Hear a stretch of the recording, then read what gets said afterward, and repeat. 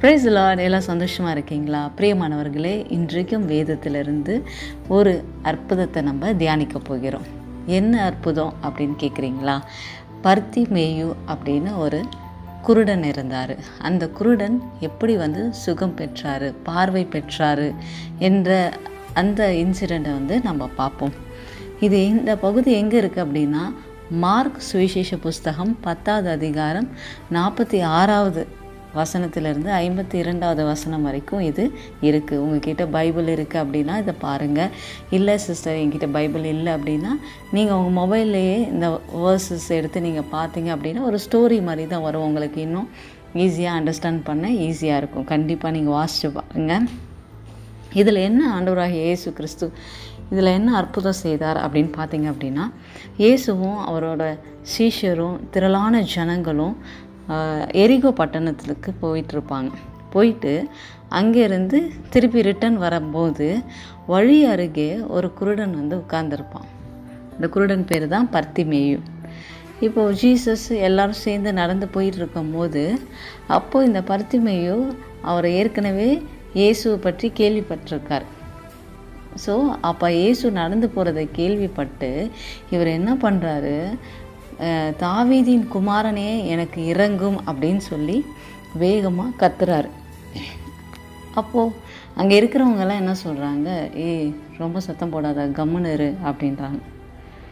அப்போது இவர் என்ன பண்ணியிருப்பார், இப்போ நார்மல் பர்சனாக இருந்தால் என்ன பண்ணுவாங்க, என்னப்பா இவங்க இப்படி திட்டுறாங்க, நம்ம வாயை திறந்தாச்சு, நம்ம கம்முன்னு இருந்துருவோம் அப்படின்னு இருந்திருப்பாங்க. ஆனால் இவர் என்ன தெரியுமா பண்ணார், அவங்க எப்போ சொன்னாங்களோ அதுக்கப்புறம் தான் என்ன பண்ணார், இன்னும் வேகமாக கத்த ஆரம்பிக்கிறாரு. தாவீதின் குமாரனே எனக்கு இறங்கும் அப்படின்னு சொல்லி முன்பு கூப்பிட தொடங்கினதை விட மிக சத்தமாய் கூப்பிட்டார் அப்படின்னு சொல்லி இருக்கு. அப்போ கூப்பிட்ட உடனே அந்த சத்தம் யாருக்கு போய் ரீச் ஆயிடுச்சு, ஆண்டவருக்கு கேட்டுருச்சு. ஆண்டவர் கேட்ட உடனே ஆண்டவர் என்ன பண்ணுறாரு, ஆண்டவர் திரும்பி பார்த்து அவங்கள கூட்டிகிட்டு வாங்க அப்படின்னு சொல்கிறார். உடனே என்ன பண்ணுறாங்க, சீஷர்கள் அவர்கிட்ட போய் திடன்கொள், எழுந்துரு, உன்னை அழைக்கிறார் அப்படின்னு சொல்லி கூப்பிட்றாங்க. அப்போ அவர் உடனே என்ன பண்ணுறாருன்னா, இதில் அவருடைய மேல் வஸ்திரத்தை எடுத்து எரிஞ்சிட்டு ஆண்டவர்கிட்ட போகிறாரு.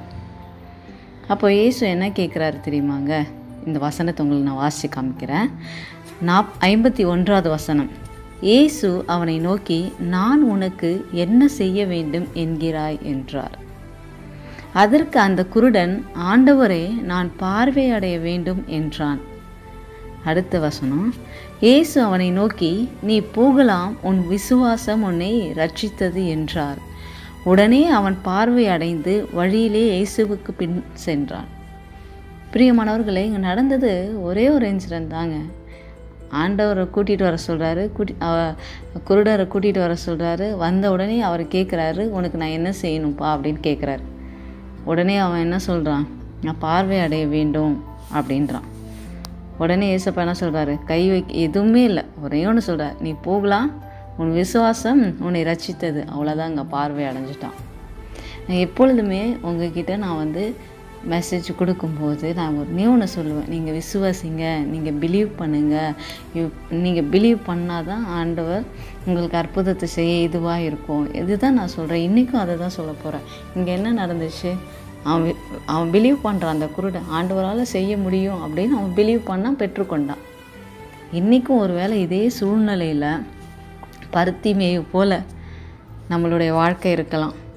நமக்கு மாம்சமான கண்கள் நல்லா தெரியலாம், ஆனால் நம்ம மனக்கண்கள் குருட்டாகப்பட்டு இருக்கலாம். இன்றைக்கு ஆண்டவர் உங்களோடு கூட இடைப்பட்டு கொண்டிருக்கிறார். எதுக்கு சோர்ந்து போய் ஒரு இடத்துல உட்காந்துருக்க, அவ்வளோதான், எல்லாம் முடிஞ்சிடுச்சு, ஏதோ மெடிக்கல் ரிப்போர்ட், இன்றைக்கி தான் ஸ்கேன் போனேன், இன்றைக்கி தான் டெஸ்ட் எடுத்தேன், நோ ஹோப் அப்படின்னு சொல்லிட்டாங்க அப்படின்னு கலங்கி போய் உட்காந்துருக்கீங்களா?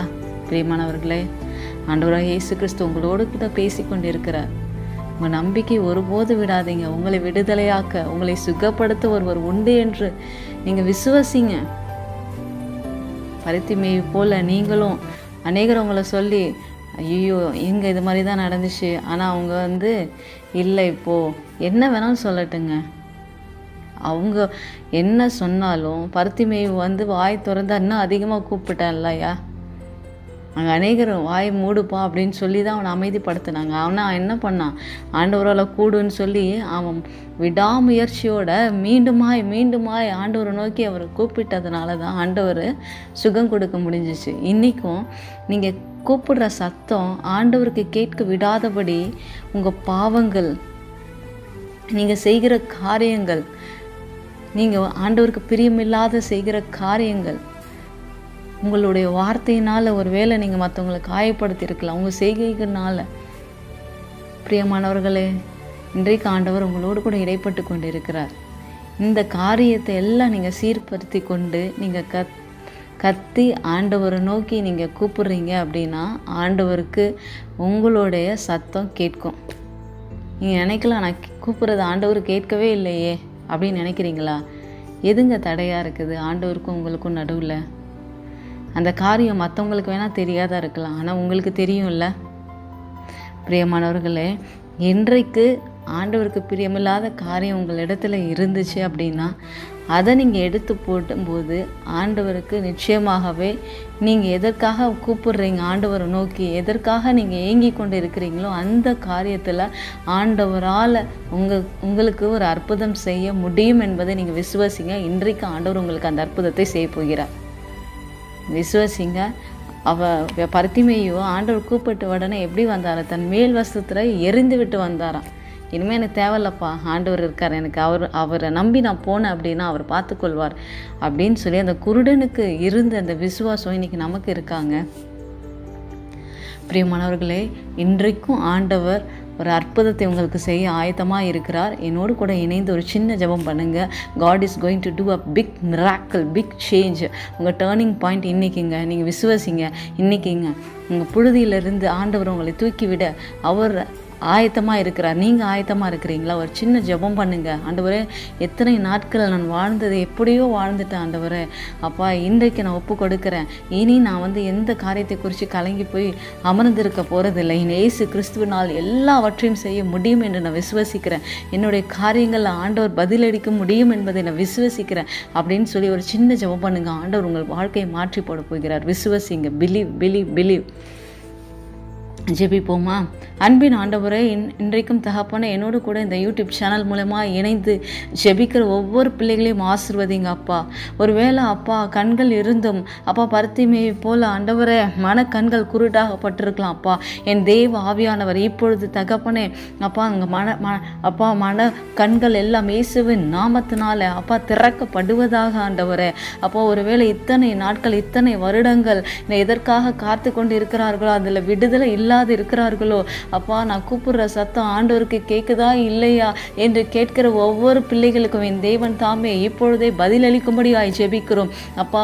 அவர்களிடமிருந்து அப்பா எந்த குறை தடையாக இருக்கிறது அப்பா, நாங்கள் ஜெபிக்கிற விண்ணப்பம் அப்பா உமக்கு கேட்கக்கூடாதபடி அப்பா எது ஆண்டவரே தடை செய்கிறது? எங்கள் பாவங்களா, குறைகள், குற்றங்கள் எதுவாக இருந்தாலும் இப்பொழுது நாங்கள் அப்பா ஆண்டவரே அப்பா அந்த கல்வார் சிலுவையில் அண்டையில் நாங்கள் எங்களை அர்ப்பணிக்கிறோம் அப்பா. உம்முடைய சிலுவையிலிருந்து வழிந்து ஓடுகிற ஒவ்வொரு சொட்டு ரத்தமும் எங்களை கழுவி பரிசுத்தப்படுத்தும்படியாய் ஜெபிக்கிறோம் அப்பா. உம்மோடு கூட ஒப்புரவாகும்படியாய் ஜெபிக்கிறோம் ஆண்டவரே. அப்பா, உமக்கும் எமக்கும் அப்பா எங்களுக்கும் தகப்பனை எந்த தடையும் இல்லாதபடிக்கு தேவ ஆவியானவர் நீர் எங்களை பாதுகாத்து கொள்ளுங்க ஆண்டவரே. ராஜா, இப்பொழுது ஆண்டவரே அப்பா எந்த காரியத்திற்காக ஏங்கி கொண்டு இருக்கிறார்களோ, எந்த காரியத்திற்கு இன்னும் பதில் வரலைன்னு சொல்லி கலங்கி இருக்கிறார்களோ அப்பா, மெடிக்கல் ரிப்போர்ட் ஒருவேளை அவங்களுக்கு நெகட்டிவாக வந்திருக்கலாம்ப்பா.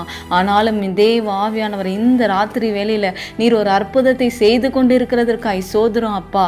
அப்பா, யாரெல்லாம் மனம் கசந்து கலங்கி ஜெபிக்கிறார்களோ அவர்களை கண்ணீரை பாருங்க ஆண்டவரே. எனக்குன்னு உதவி செய்ய யாருமே இல்லையே, எனக்குன்னு அப்பா தூக்கிவிட யாருமே இல்லையே என்று கலங்கி தவிக்கிற அப்பா அந்த பிள்ளைகள் ஒரு விசையாய் நோக்கி பாருங்க ஆண்டவரே. நீர் இல்லாமல் யார் ஆண்டவரே எங்களை தேற்றுவா? நீர் இல்லாமல் யார் ஆண்டவரே எங்களை கை தூக்கி விடுவா? இப்பொழுதே தகப்பனே அவர்கள் தேவைகள் எல்லாவற்றையும் நீர் சந்திக்கும்படியாய் ஜெபிக்கிறோம் அப்பா. ஆவியானவரே உம்முடைய கரத்தில் அர்ப்பணித்து ஜெபிக்கிறோம். உண்மையாய் மனம் கசந்து அப்பா ஆண்டவரை ஒப்பு கொடுத்து ஒவ்வொரு பிள்ளைகளையும் நீர் ஆசீர்வதிங்க ஆண்டவரே. அவர்கள் ஜெபத்தை கேட்டு உன் விசுவாசத்தின்படி அப்பா ஆக கடவுது என்று சொன்ன தேவனே அப்பா அவர்கள் விசுவாசத்தின்படி அவர்களை ரட்சித்து கொள்ளும்படியாய் ஜெபிக்கிறோம் அப்பா.